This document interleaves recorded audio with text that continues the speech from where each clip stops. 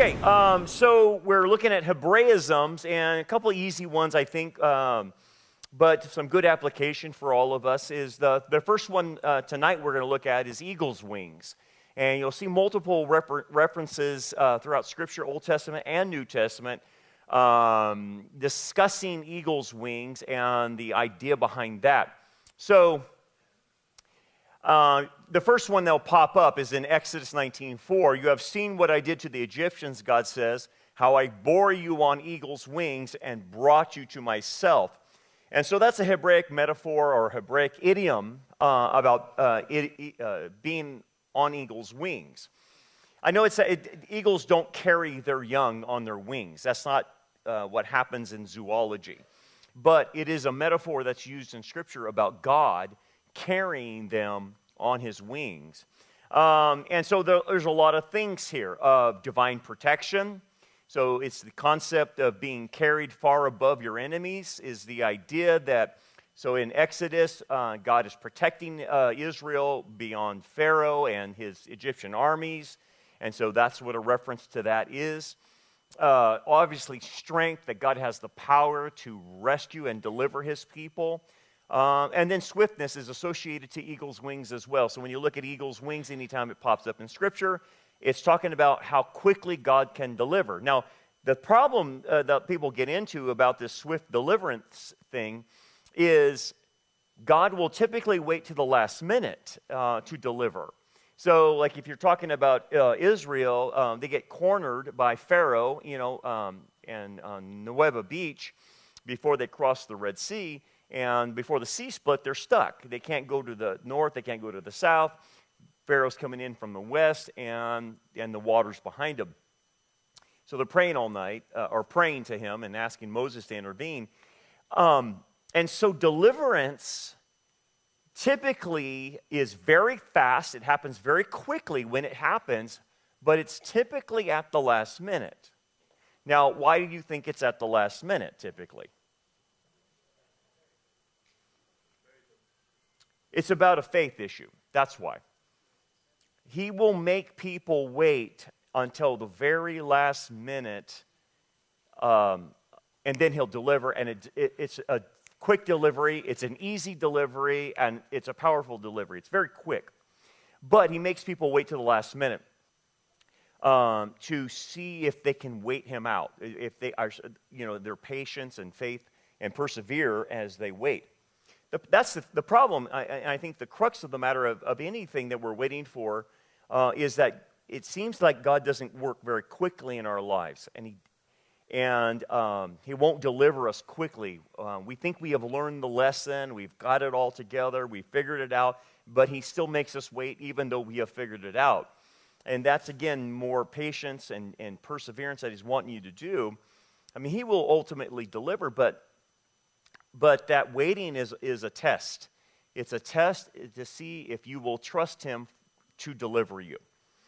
That's hard because the test might be a year, it might be 2 years, it might be 5 years, it might be 10 years, but He might make you wait. And in that process, He's wanting you to grow, and He's stretching you to grow. That's kind of what He's doing. That's why you see all these like last-minute rescues in the Bible, and it's because of that. It grows us. If He just delivered right out the spot that when we were pressed, then you're not going to learn anything. I'm not going to learn anything, and we're just constantly being delivered from all kinds of evil and never allow it to test us. So you have to think about in terms, and it's not a very pleasant thing to do. And when you read this, a lot of times you have to put yourself in the shoes of the person that's waiting on the Lord, and how would you respond? Because if you and I were on Nueva Beach and you have Pharaoh bearing down on us and there's no route of escape and he's wanting to kill every one of us, that's a pretty anxiety-oriented place. It's a stressful place. Okay, so what tends to happen is if the person does not develop the ability to wait on God to deliver them, what happens instead is they start developing massive anxiety. massive worry, massive stress, and because they're not handling the waiting part biblically where you trust. So they don't trust, and that's why they switch over to anxiety and worry and really come apart at the seams. That's why we're seeing a lot of anxiety with a lot of people. It's the fragility of people that's causing a lot of the anxiety. So let me explain a little bit further, a little bit deeper. So when you study anxiety, or when you study stress, or when you study anything that disrupts a person, what we have found out now, medically speaking, is that there's a part in your brain that has to be developed. And that development, and I can't remember the name of it, it'll come to me, but the more trials and tribulations you experience, it actually makes you tougher. It actually makes you stronger. It actually makes you be able to handle more and more things.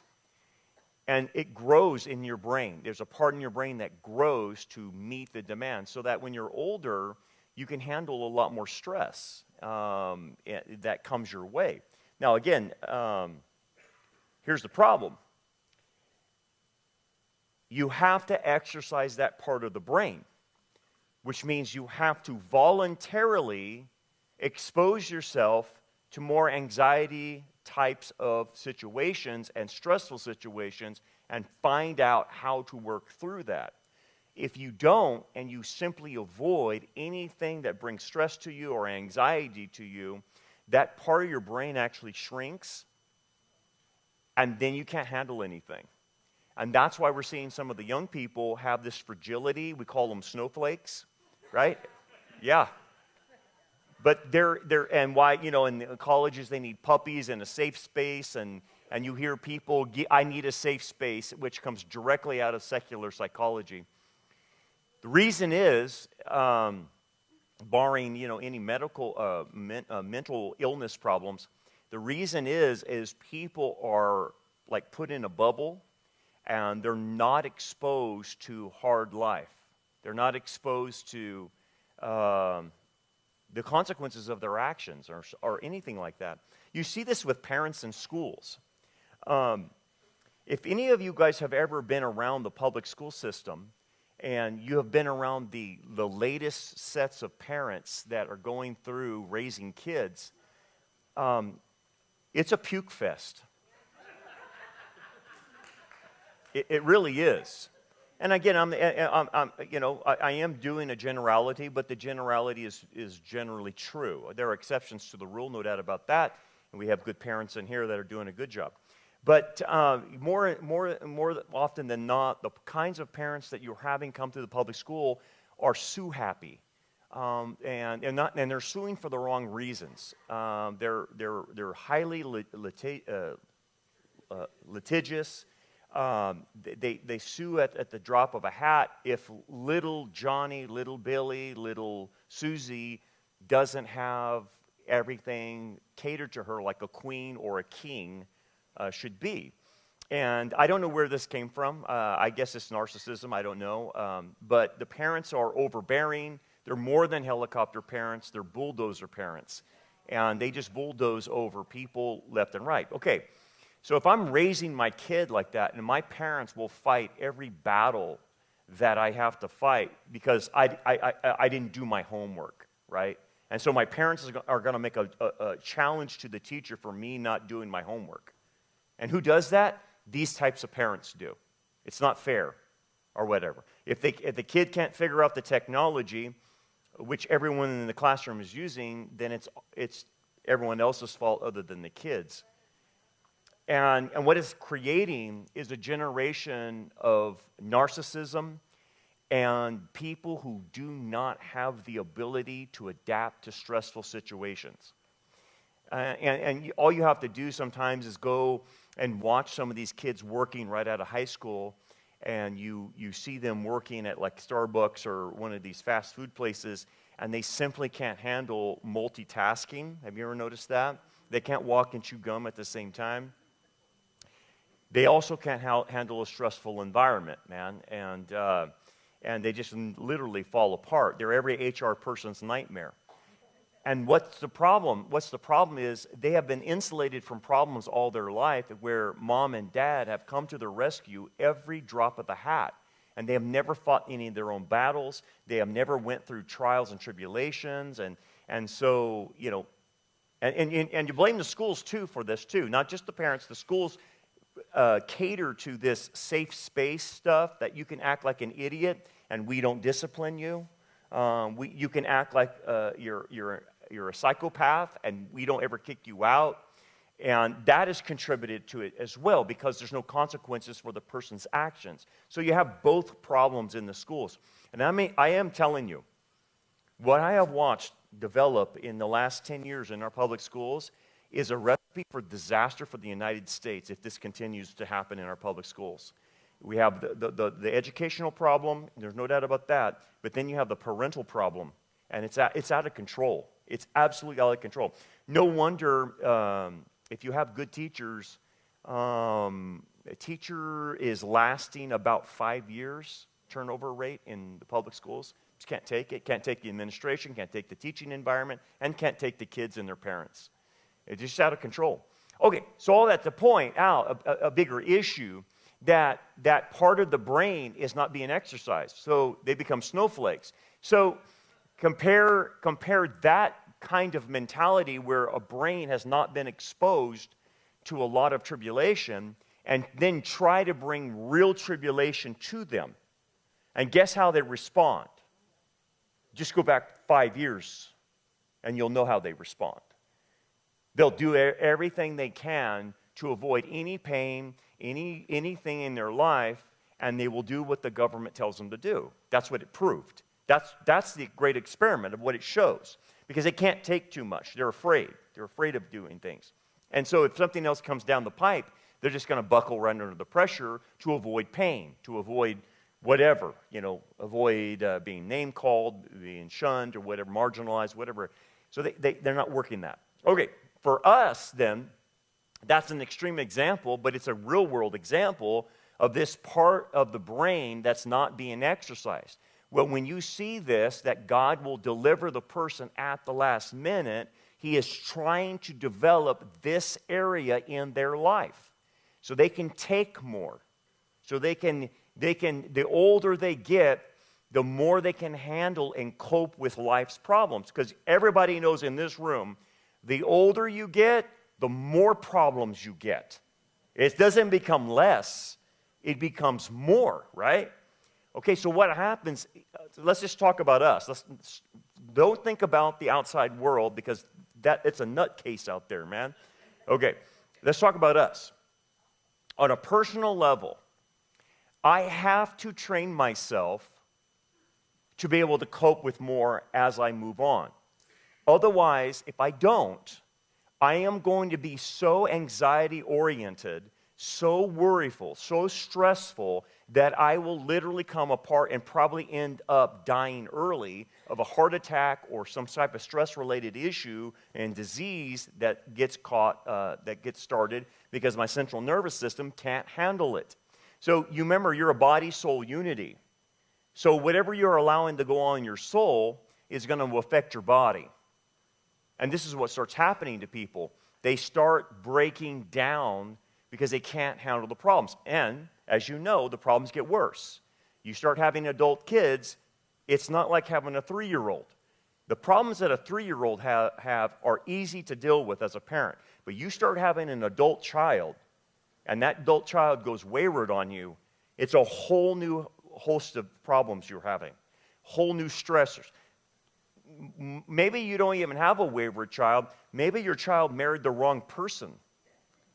That will bring in a whole host of stress, right? And so then at the same time, I'm handling all these stressors, and what starts happening to me?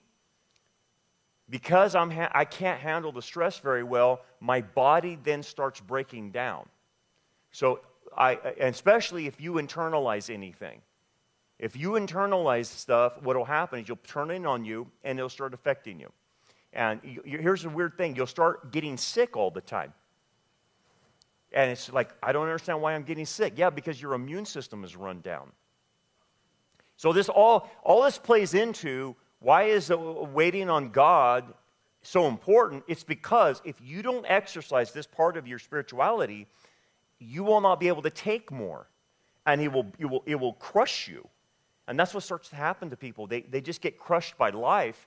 And I can tell you what ends up happening. When you start getting older, you'll be crushed so bad, you'll want to become a recluse. You don't want to get out of the house. You don't want to do anything. You don't want to go to church. You don't want to go to Bible study. You don't want to be around people. And you start having this depression come and cave you in.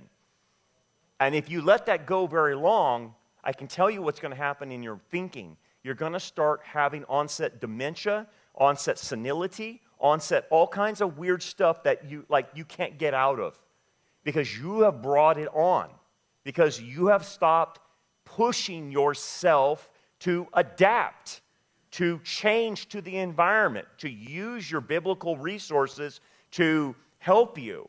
That's what happens to people. I see it all the time. And so this whole thing of waiting on God, it's a big deal, man. It's a huge deal. Now, the thing about it is, if you do wait on God and it stretches that muscle inside of you, then you'll find out that deliverance happens. It happens very swiftly. It does come.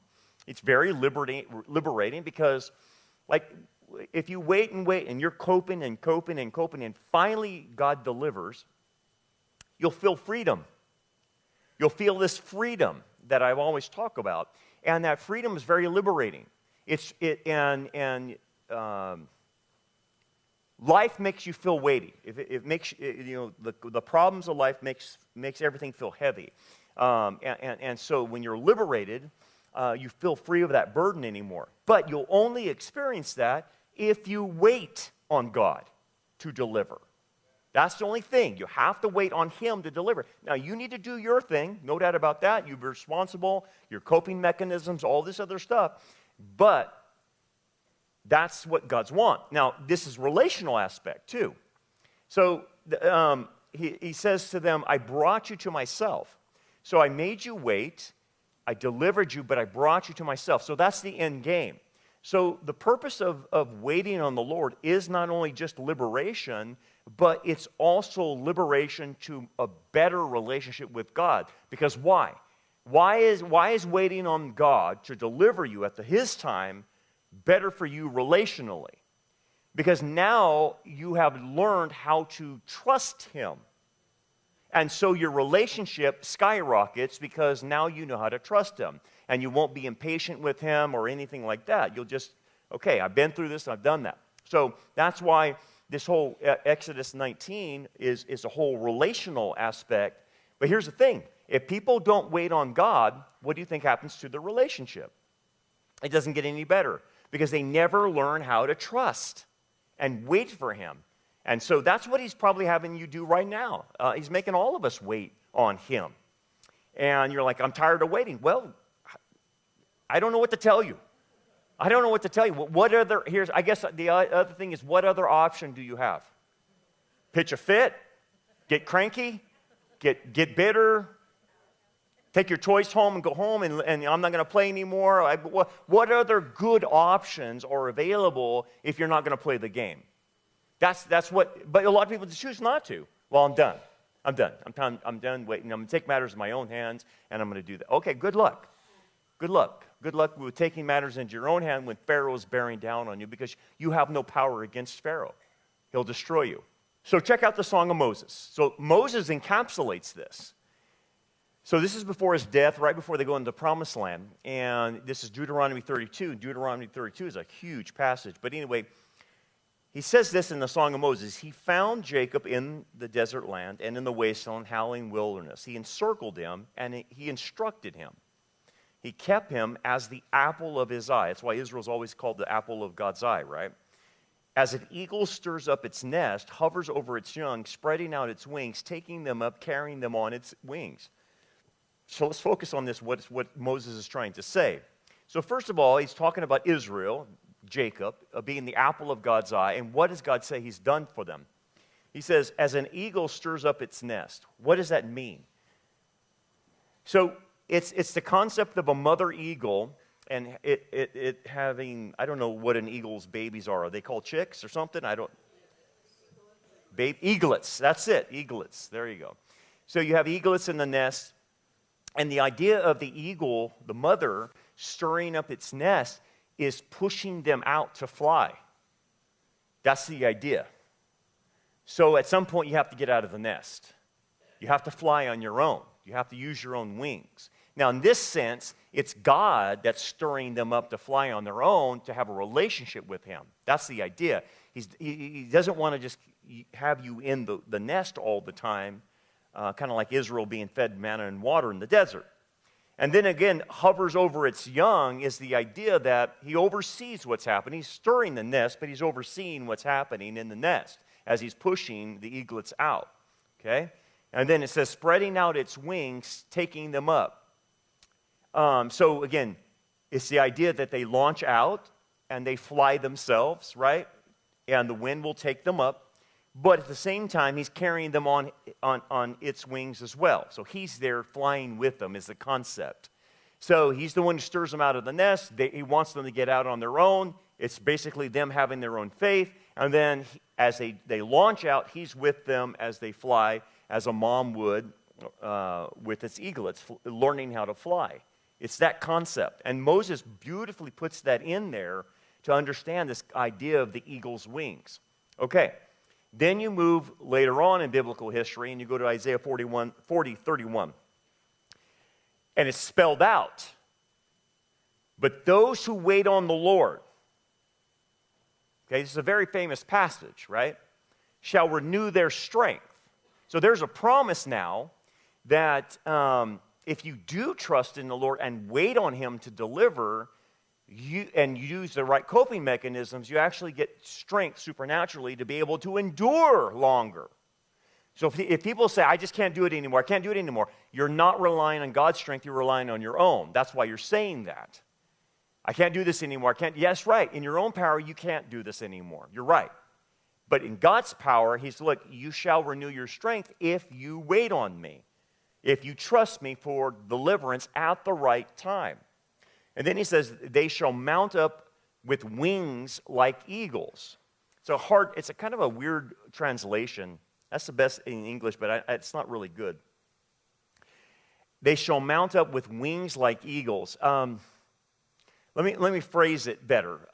It's the idea that when an eaglet gets out of its nest and he puts his wings out, or any eagle, I should say, all an eagle needs to do to fly many times is he needs to catch a draft, and all he has to do is spread out his wings.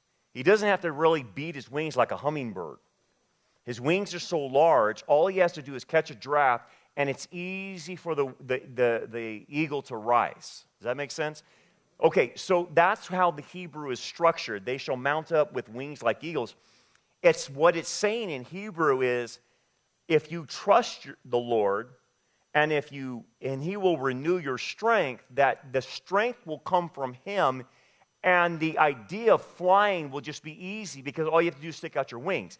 So it's easy. That's what Isaiah is saying, is this whole concept of being delivered, if you wait on him, is easy. He will lift it up. You will just be lifted up by him, kind of like the draft lifts up the eagle's wings, and he doesn't even flap. He just holds his wings out. That's what the Hebrew is trying to say. They shall run and not be weary. They shall walk and not faint. So the concept is the contrast with people who trust in their own strength. It says young men will fall and become exhausted, and that's because people are relying on their own strength. So that's the contrast. So if you rely on him, he says, number one, I'll give you strength, and that strength will make it easy for you to do, to wait on him. If that makes sense?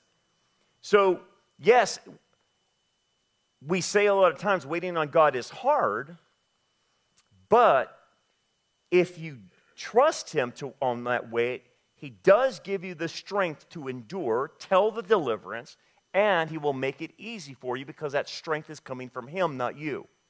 If that makes sense. And that's how you put it all together. That's the concept of eagle's wings. Now, it's used also for Israel, in particular, in the book of Revelation as well. And it's the same concept. What's going on in the book of Revelation? Well, the Antichrist has caused us, he's went berserk, as we all know he's going to, and he turns on Israel like a sheep-killing dog, right? We all know that. And he goes after to wipe out every Jew on the planet. That's what the Antichrist does. So Israel at that time needs deliverance, just like they needed deliverance from Pharaoh. It's a typology. But look what it says. But the woman, being Israel, was given 2 wings of a great eagle, that she might fly into the wilderness to her place, where she is nourished for a time, times and a half time, that's 3.5 years, from the presence of the serpent, Satan. So there it is. There's a picture of that in the future with the nation of Israel. So the 2 wings means with great speed, great deliverance, God's power, and they will finally be rescued by Jesus himself. That's the deliverance of future Israel from the serpent or from the Antichrist. And so it's that idea. Now, 3.5 years is a long time to wait, especially when the Antichrist is surrounding you and wanting to kill you and wipe every Jew off the planet. So they're hung up in Petra and hung up in Jerusalem. There's two remnants that are divided. But let's talk about the remnant in Petra as far as this relates to this principle of waiting on the Lord, of getting strength and making it easy for them to wait on the Lord. Okay? So the obedient remnant goes to Petra once the Antichrist causes the abomination of desolation. So they're out in southern Jordan in the area of Bozrah. They got to wait 3.5 years at that point for God to deliver them. Okay, so how does he make it easy for them? How does he give them strength?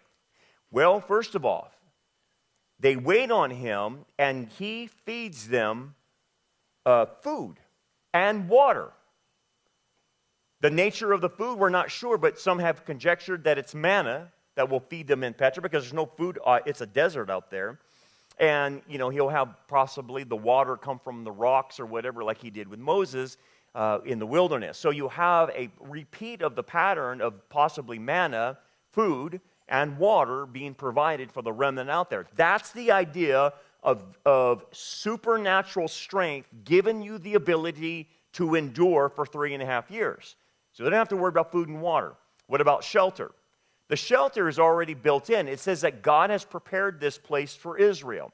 If you ever look at Petra, it is a city within caves. It's all built into the rock. Okay? So the concept is they will have a roof over their head of caves that protect them, but not just from the elements, but protect them from anything the Antichrist could do militarily against them. If you've ever seen how thick the rocks are, I they go on forever. They're 12 stories high sometimes, these rocks. You're not getting to them if they're in those caves. That's what we've learned in Afghanistan. That's what we've learned in the Middle East, or the Far East, or Middle East, is you try to take out the Taliban, or you try to take out any, terrorist group, Al-Qaeda, they hide in these caves in the Middle East, and you can't get to them. That's the problem. And so that's why Russia found that out, and we have found that out. It's very difficult to get people that are dug into caves like that. Okay, so that's the same thing with Israel. So God has already provided that. So there's another source of his strength. And then, even supernaturally, God says that when the Antichrist surrounds the location, that the earth opens up and consumes the armies of Antichrist. So there's another supernatural effect. So that's what's happening with them over there. They are practicing that. And they're living it out. Now, what about the group in Jerusalem? Well, they didn't obey, so they got a problem on their hands. They're going to be encircled in Jerusalem for the 3.5 years. But then they have to wait for Jesus to deliver them at the 3.5-year mark. No doubt about that. But they got a worse problem. So Zechariah says their women are being raped. There's house-to-house fighting for the next 3.5 years. But Zechariah chapter 12 mentions that God empowers the Israeli men to be able to fight with the supernatural strength of David.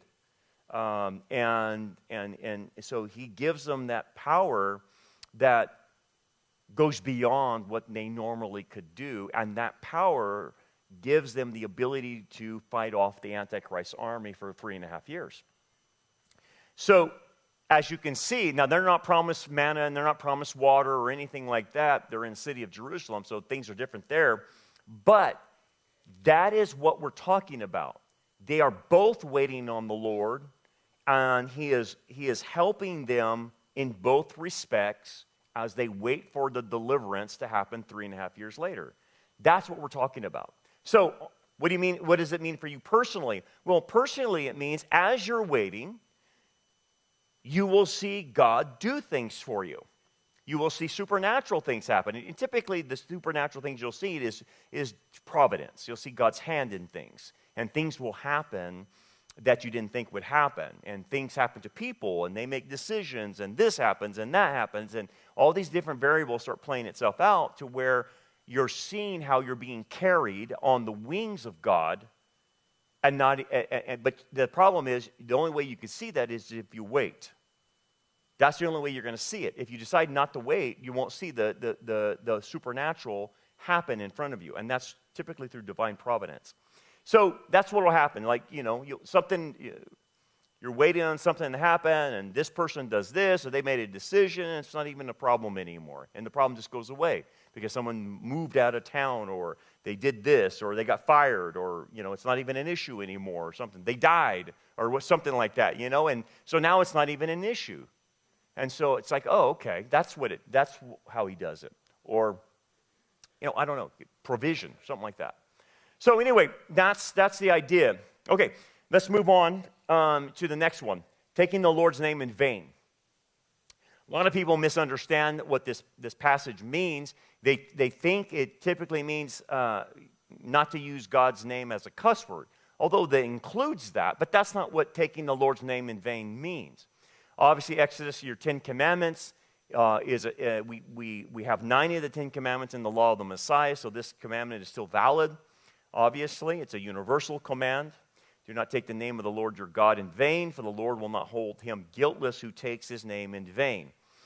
We'll talk about that last phrase, about the guiltless who takes his name in vain. What is it? It's a Hebraic expression. It's a Hebrew idiom to take the Lord's name. It literally means to lift up or bear the name of the Lord falsely, worthlessly, or emptily. So the concept of nasa in Hebrew means to carry or bear, like bearing a standard or bearing a badge. And then in vain is lashav, falsehood, emptiness, frivolity, deceit, that type of thing. So what we have here, again, it's this. It's several things. It's misrepresenting God's character by invoking his name for false purposes. So like today, we'll see in the next hour, I got this false teacher guy. He claims to be talking for God. That's taking God's name in vain. It's false prophecy, manipulative oaths, like the Pharisees were doing, right? Hypocrisy. And that's the biggest thing. So you and I both know there's a group, there's a good portion of Christianity that are hypocrites. We know that.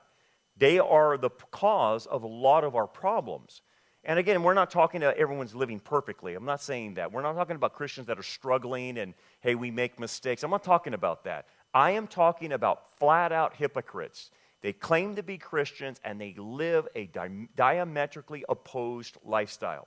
I am not even challenging whether they're saved or not. I am just challenging that they are a hypocrite. And you've seen it many times with Christians. I'm not talking about a season of life. I'm talking about they claim to be Christians, they say they love God, and they do the exact opposite. Again, whether or not they fit into the category of a tare among the wheat, or if they're Laodicean, or if they're, carnal or worldly, I'm not talking about that. because they could fit into those categories. I am talking about someone as just a flat-out hypocrite, okay?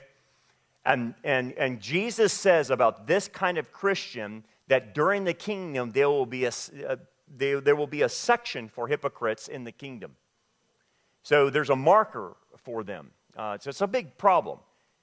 The Pharisees obviously were the big hypocrites that Jesus was nailing in the Gospels. But again, we're talking about Christians who bear the name Christian. That's taking God's name and then misrepresenting it.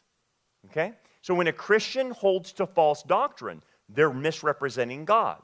They're saying, I'm a Christian, but I believe it's that this sin is actually okay. Transgenderism is okay. That's misrepresenting God. Or Christians that say, like the Revoice Conference, that say, well, I believe, that people can still have homosexual or lesbian desires, and that's okay as long as they don't act on them. No, that's misrepresenting God, because Jesus got to the heart of the law and he says your desires are just as important as the outward. It's both. That's misrepresenting God. Or any false doctrine that's out there, if they say that they don't believe in the Trinity or whatever, like the Oneness Pentecostals, they don't believe in the Trinity. Well, you're misrepresenting God. I know you're a cult, but that's taking God's name in vain. The Jehovah's Witnesses, the Mormons, the Catholic Church, they misrepresent God.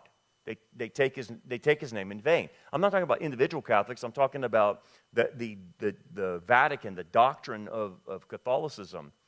But anybody that misrepresents salvation, for instance, if you believe salvation is by works, you misrepresent God. You're taking God's name in vain. And it just keeps going on. And you know what I mean? And so it's everything. It's your theology. It's your behavior. It's your methodology. This is all part of apostasy, right?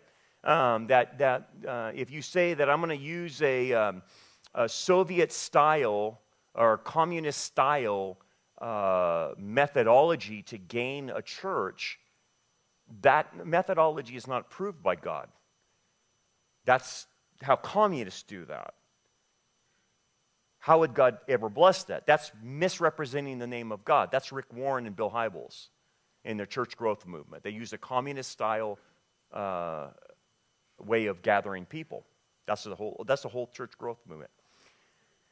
So bearing God's name and living in a way that contradicts that. Furthermore, using God's name to justify lies, violence, and idolatry. So, we see Islam, for example, that they can lie for Allah. Okay, so that's a misrepresentation of that.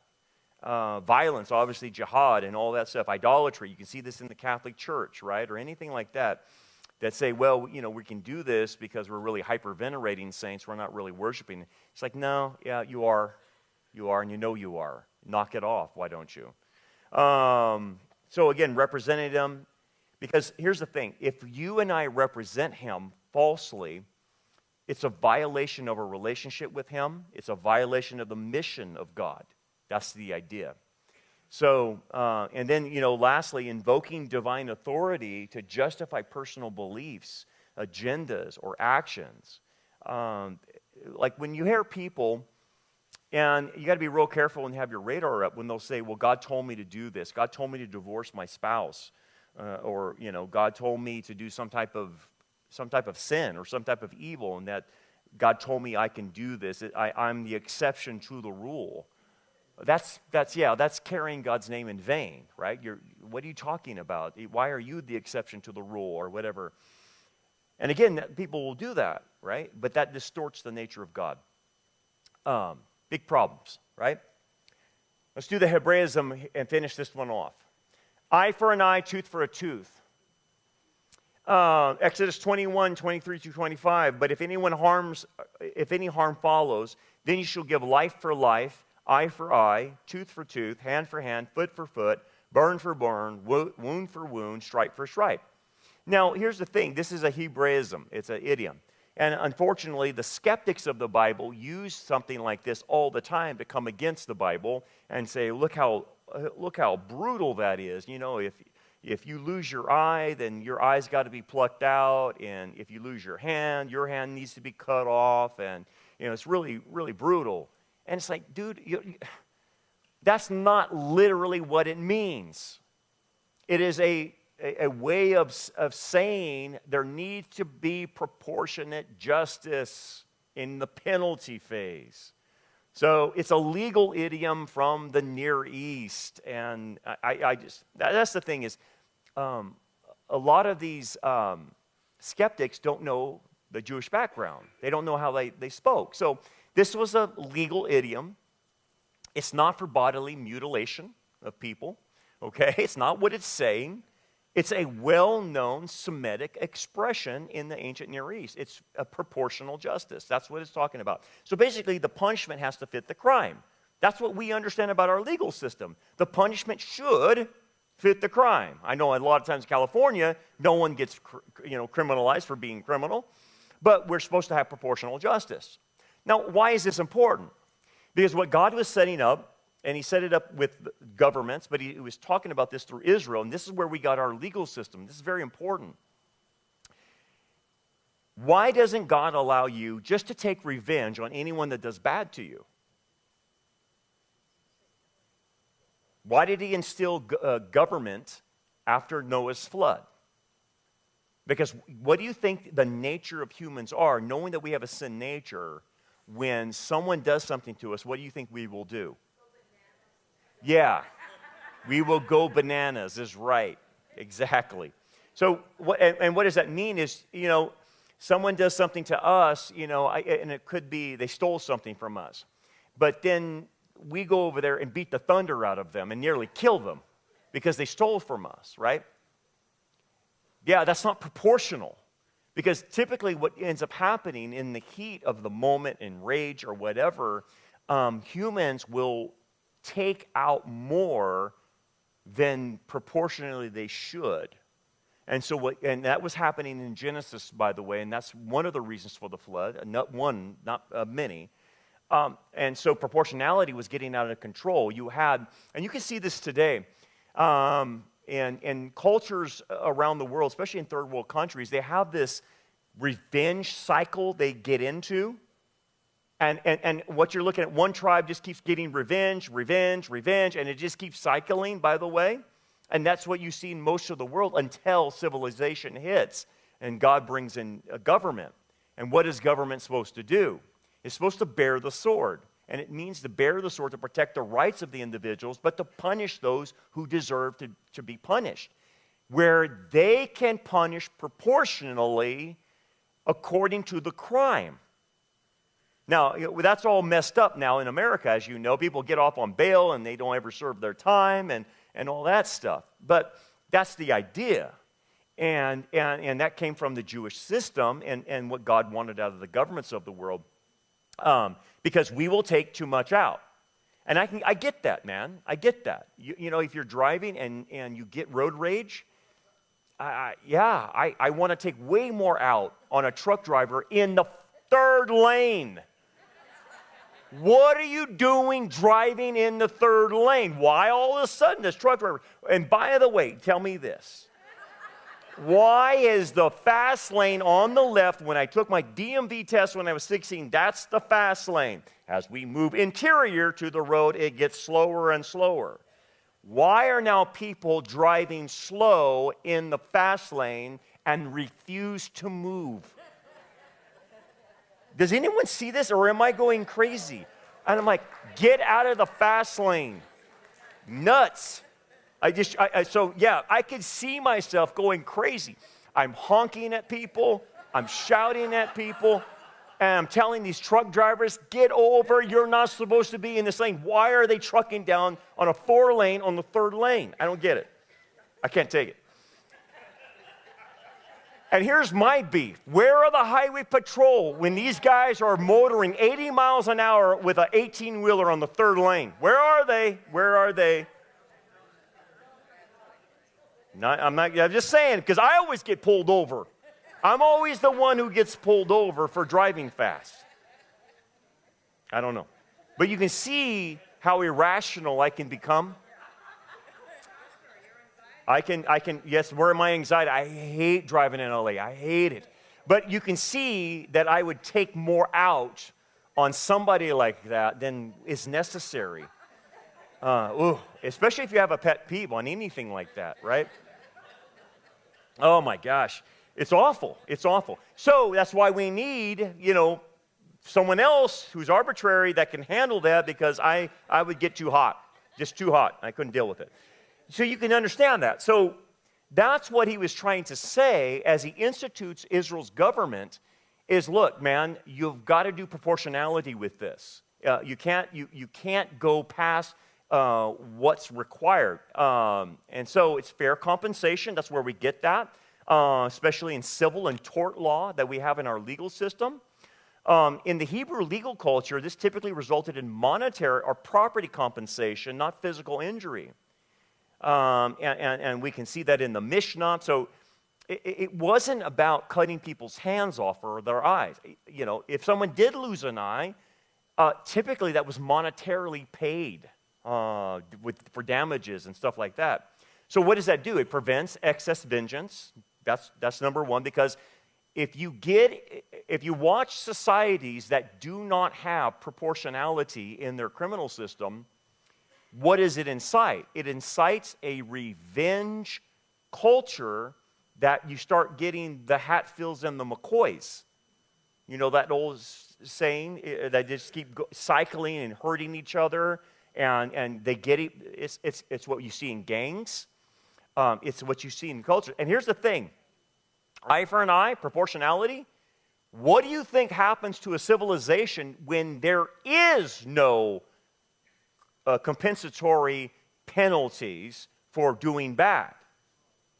What do you think people will start doing? They'll do what they do now. They'll continue to do things, evil, sin, crime. But then eventually the people in that society get fed up because it's not being enforced. No one's going to jail. No one's paying for what they do. And you'll start having the revenge cycle start up, and vigilantism pops up in your culture. That's what's happening right now to the legal problems in our country, is people are not paying for the crimes they're doing. And eventually, you keep doing that, you're going to get a culture. We already have a pre-Civil War mentality right now, to where people will start taking matters into their own hands. Remember in the Old West, what did they used to do in the cowboy days? They would hang them high. So what would come in? The sheriff put them in jail. Sheriff puts them in jail. Hey, no, guys, we gotta wait till the judge gets here. When's the judge getting here? Another month from now. We gotta hold them up. And so what would happen in the night? What's it called? A lynch mob would come. A posse would come. And the lynch mob would take them out of the jail, push the sheriff aside, hang him high, and that's it. And that's how the Old West was. You had a lot of vigilantism happening because justice wasn't quick. You didn't have, in some of these Western towns, you didn't have a court system. There couldn't be quick justice. So that's one of the issues, is you have to have a quick justice system. We have failed in that. There's no doubt about that. That's a problem. So swift justice, as you'll see from the Mosaic period, happened very quickly. And here's the thing. When it happens quickly, it's a deterrent. No doubt about that. Because this bozo decided to do something that requires a death penalty. They drug him out in the front with the elders in front of the city, and they would stone the guy to death. Hey, man, when you see that, you're like, hey, man, no one's messing around here. There's no one sitting on death row, all their life or whatever, and die on death row. It didn't happen that way. You were executed. That's it. We're done. And people would oh my goodness. Yeah, that's called a deterrent.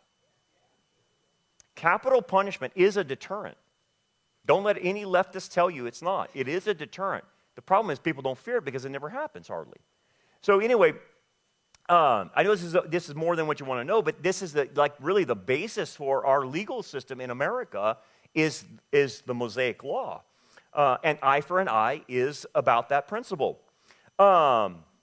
Establishes legal restraint, measure justice. It reflects God's desire for just restitution, not retaliatory brutality. It's to civilize. It's to civilize the society. Eye for an eye.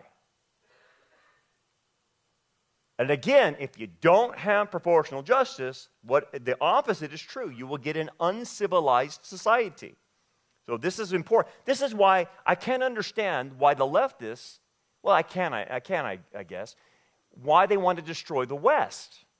Because if you don't have the West, which sits on this measured justice system, then what do you have? What kind of legal system will you provide? Oh, a two-tiered system of justice? Oh, well, that gets into a revenge cycle. Every culture knows that revenge cycle. People don't get penalized, like Anthony Fauci. The guy needs to either have the death penalty or be in jail for the rest of his life. But nothing's happening to him. And I hope Trump does something to him, but that's what I'm talking about. So a guy like Anthony Fauci can do all this and have millions of people accountable for him killing them, basically, indirectly, but by his edict that happened. How come this guy's not sitting in jail right now? Yes, I know Biden pardoned him. I know that, but I'm past that. This guy did crimes against humanity. He did it against the entire world. You know, where are we having the Nuremberg trials for him and who's the other goofball? Who was at NIH? He's a so-called Christian. Do you guys know what I'm talking about? Going blank. Francis Collins. Did you guys say that? Okay, yeah, he said it. Okay, Francis Collins. Okay, Francis Collins. That guy needs to be in jail too. They all knew we're all part of the gain of function. Now you know that, but what I'm saying is, okay, so I'm sitting here seething, and you are too. Like, how come these guys don't go to jail? How come we don't see justice with that? Now, you and I as Christians, like, I can't take justice in my own hands and yada, yada, yada. I get that. But then what about Bubba? That's what I'm talking about, is Bubba factor. Because Bubba has no restraints. He sees that happening to his culture. Bubba's going to take eventually revenge for himself. Do you find it, let me ask you this. I mean, this is real world stuff. Do you find it shocking that, I think it was in New York, this happened a couple weeks back, a guy was arrested because he ended up killing the guy who raped his daughter? I don't know if you saw that. I can't remember what state he was in. And I'm sitting there and thinking, yeah, totally, I understand that, because most men, if they had their daughters raped and they found out who the guy was, they'd probably kill him. And they wouldn't care if they went to jail. They would kill the guy. And anyway, I think the story caught my attention because the left is making this guy out to be a martyr. And I want to say, did you forget the rape of the girl, of the daughter, of the 12-year-old that he raped? Did we forget that? So they wanted to hammer the father, which he was wrong to do that. I get it, but I understand that. I understand that a lot better than holding up the rapist as some type of martyr for the left. Ugh, awful. So real quick, so Jesus makes a reference to this idiom, and he corrects the abuse of its day. Now here's the thing. Jesus comes to fulfill the law, not deny it. And a lot of people misinterpret what Jesus is saying. You have heard that it was said, an eye for an eye and a tooth for a tooth. Okay. What did we just learn? Where did that come from? God's law. Jesus will never contradict God's law. But what he needs to do is interpret it properly for Israel, because they're misinterpreting it. But I tell you not to resist an evil person, but whoever slaps you on the right cheek, turn the other to him also. And again, this is a Jewish idiom, turn the right cheek. This is not for self-defense of someone attacking you or attacking your family. So you get the the Mennonite groups and the other denominations that practice pacifism and they won't serve in the army and all that junk from this verse, and that's not what it's saying, because I want to tell the Mennonites and everyone else that thinks they're a pacifist and thinking that this verse teaches pacifism, you don't know the Jewish idiom. Turning your other cheek means that you take verbal insults and don't respond to verbal insults. Verbal. Not physical threats, not someone trying to hurt you. You have the right to defend yourself. But the idiom means someone cusses you out, someone calls you a name. What he is saying is do not respond in that, because what they were doing is using the eye for an eye clause to promote retaliation on verbal insults. And go further than just verbally insulting them back, but like beating them to death and going after them or shutting their work down or not doing business with them and the whole 9 yards for them being called a name. And he said, you guys are misusing an eye for an eye. That's supposed to be proportional justice in the legal system. You guys are using it on a personal level to take vengeance on people calling you names. And that's not what that's for. So he says, turn the other cheek. Take the verbal insult, don't respond. Give them the other one also. So what does he say? Give the other cheek. Just let them keep cussing you out. Just let them keep calling you names. What are they going to do? Just don't respond. Don't respond verbally and don't respond physically to someone verbally insulting you. And look, you can see how simple that is when you know the Jewish background. And understand this. Because of not knowing that Jewish background, whole denominations have been created of pacifism in Christianity because of that. Not knowing the Jewish thing. That's the whole idea. There's churches in town that are pacifists. Did you know that? They're pacifists. But they think that means I'm not going to defend myself. Now, another guy, I'll give you another guy that's pretty well known is John Piper, and he's out of the ministry now. But John Piper, using the pacifism, said he would not even defend his family if an intruder came into his home. He wouldn't even use a gun, or he says it's not biblical to have a gun. I'm like, yeah, right. I can show you where it's biblical to have a gun. But what? What are you talking about? And the problem with a guy like that is he's misusing passages. He doesn't know the Hebrew background. And so he's promoting pacifism. And it's like, John, you have thousands upon thousands of people listening to you, and you're leading them astray on this whole thing. You're telling me, so what are you going to do? When he was pushed on that, what would you do if a person came in your house, wanted to rape your wife, kill your kids? What would you do? Well, I would trust the Lord. You're an idiot. You're an idiot if you think like that. That is so wrong to think like that in those terms. We are not pacifists. Why did he tell Peter to buy a sword? Sell all you have and buy a sword. Why did he tell him that? Because he was leaving them. They're going to need protection. While he was with them, he protected them. Nothing happened to them. But now, all hell is going to break loose on them because he's leaving. And they're going to be targeted because they can't target him because he's going to go into the ascension and leave. So they're going to target his followers. And he says, sell all you have and buy a sword. And they'll say, well, it says right in the text, Brandon, Peter goes, here's 2, Lord. He says, that is enough. And he said, right there, you're rebuking Peter. He's telling Peter he didn't understand him. That's not what he meant. That means that the person that said that doesn't know Roman law. Because according to Roman law, in the first century, in subjection, Israel being in subjection to Rome, you were allowed to carry 1 sword but not 2. If you carried 2, you were seen as an insurrectionist and a rebel, and they would put you down. You could carry 1 sword. That's where Peter got his sword. It says his sword to cut Malchus's head in half. Remember, where did Peter get the sword? He's carrying. That's where he got his sword. So I would like to tell John Piper, apparently you didn't read that passage, and you apparently don't know first century law under Rome. So the idea of having 2 swords, that's enough, Peter. You don't want to look like an insurrectionist. You don't want to look like you're a threat to the FBI. Don't do that. One's enough, you're fine. And so Peter carried it with him. And probably all of them did. That's how that's how they lived. So the idea of having your CCW is very biblical. And I hope you carry. That's biblical. And the Bible doesn't teach pacifism.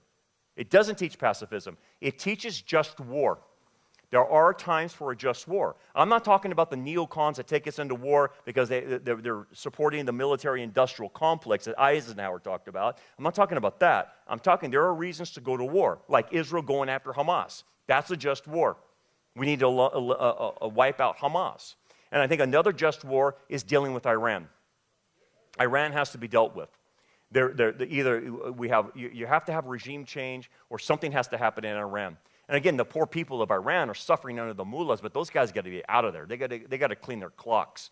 But that would be a just war, okay, if that happens.